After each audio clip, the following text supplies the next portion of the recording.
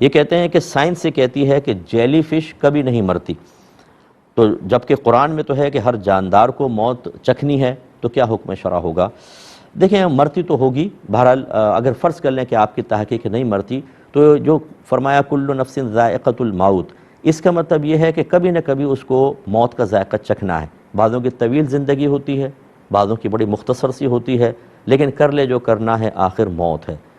ابھی نہیں، فرض کر لیں کہ ہم مان لیتے ہیں کہ یہی ہے کہ جیلی فش مرتی نہیں، لیکن جب قیامت قائم ہوگی اور اسرافیل علیہ السلام اللہ تعالیٰ کے حکم سے پہلی مرتبہ سور میں پھونکیں گے، کوئی جاندار روئے زمین پر باقی نہیں رہے گا، سب ختم ہو جائیں گے، تو اللہ تعالیٰ کا یہ حکم پورا ہو جائے گا کل نفس ذائقۃ الموت۔ پھر 40 سال تک سب ایسے رہیں گے، صرف ذات باری تعالیٰ ہمیشہ سے ہے، ہمیشہ باقی رہے گی، باقی سب فنا ہو جائیں گے۔ پھر دوبارہ سور میں پھونکا جائے گا اور پھر دوبارہ سب کے سب زندہ ہو کر اللہ تعالیٰ کی بارگاہ میں پہنچیں گے۔ تو لہٰذا اگر فرض کر لیں کہ ایسا ہی ہے، کیونکہ میری تحقیق تو نہیں ہے، بچے نے کوئی کویسچن کیا تھا تو میری تحقیق نہیں ہے، اگر ایسا ہی ہے کہ جیلی فش کبھی نہیں مرتی ہے تو بہرحال ایک نہ ایک دن مر جائے گی۔